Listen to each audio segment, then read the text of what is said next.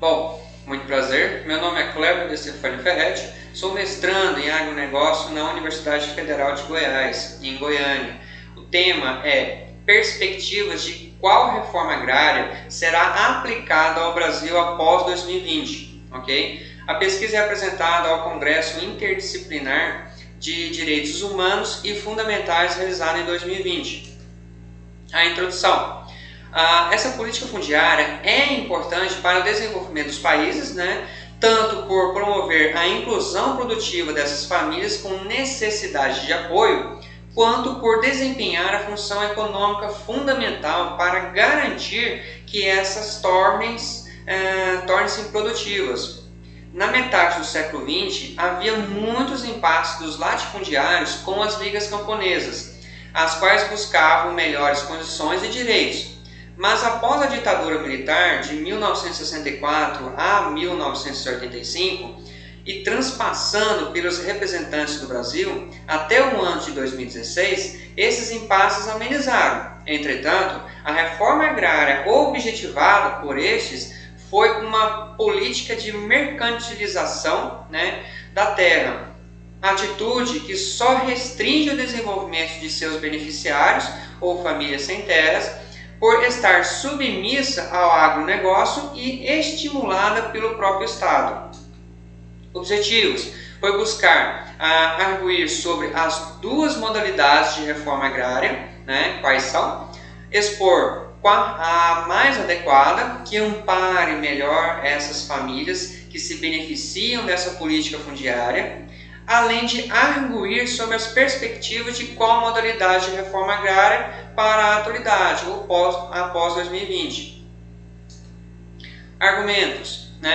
Tais modalidades decorrem de características de formação do território brasileiro, que não exigiu uma mudança abrupta das classes proprietárias rurais para as classes burguesas ou empresários industriais, ok? Mas uma unificação no mesmo sujeito social do latifundiário com o capitalismo burguês. A primeira modalidade de reforma agrária seria a questão agrária ou terra mercantil, que advém de uma estrutura agrária no sentido jurídico e econômico, que perpassou pelo regime fundiário colonial, que é a sesmaria, os privilégios, regime da lei de terras, que visava determinada classe, os latifundiários, reciclada nos anos 80, período pré-constituinte, e desconstruída após anos 2000, que foi uma atitude de mercantilização da terra. Nesta última, buscava e busca a introdução forçada de modernização, pela sobreposição de direitos, propriedades mercantis, ok?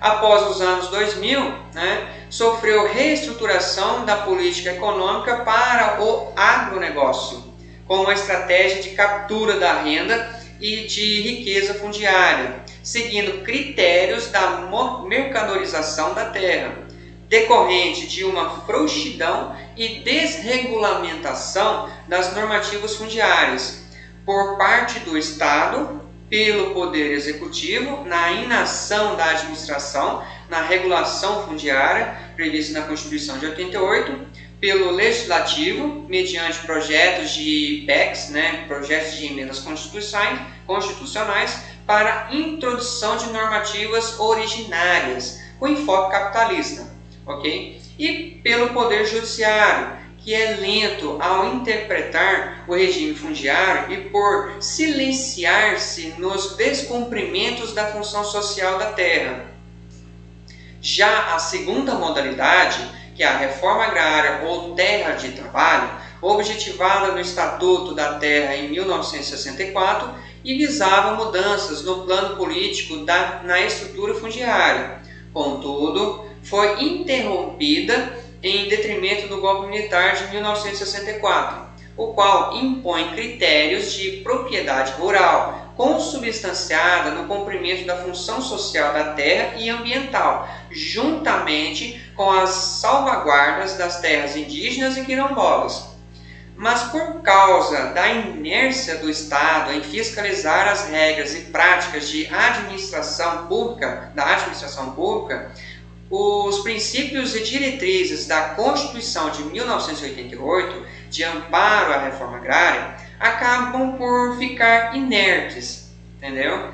A modalidade que mais seria benéfica seria a segunda, que é a terra de trabalho, por propiciar melhor qualidade aos beneficiários e visar o cumprimento dos princípios constitucionais previstos na Constituição de 88, além de objetivar o cumprimento da função social da terra para o bem-estar social da população, a produção econômica de alimentos e o desenvolvimento econômico igualitário, ok?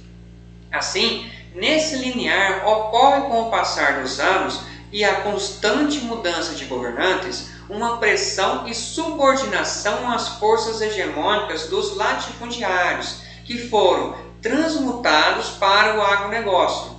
Assim, compreende-se que o resultado concreto é que a reforma agrária saiu da agenda governamental, inclusive com o abandono do uso dos dispositivos constitucionais, os quais poderiam auxiliar na execução de um processo massivo na reforma da estrutura agrária do país. E para o reparo dessa ineficiência, o Estado oferta um conjunto de políticas públicas que podem tranquilamente serem caracterizadas como políticas sociais compensatórias, uma vez que elas têm apenas a finalidade de amenizar as mazelas no modelo de capitalismo agrário implantado no país. A conclusão, nesse contexto, não há dúvidas que o Brasil continuará na formação territorial capitalista, que vem dando certo para poucos, a burguesia latifundista, e com privação de amparo à ampla maioria, nesse caso a classe trabalhadora ou famílias sem terras. Ou seja, a primeira modalidade, terra de negócio ou terra mercantil, que perdurará no decorrer dos anos, estimulada pelo Estado e pelos grandes proprietários de terras, assim incumbindo aos trabalhadores do campo e das cidades construir e fortalecer um projeto popular revolucionário para oposição e superação às irracionalidades da sociedade do capitalismo, ok? Essas aqui são as minhas referências bibliográficas utilizadas. Agradeço pela atenção. Obrigado.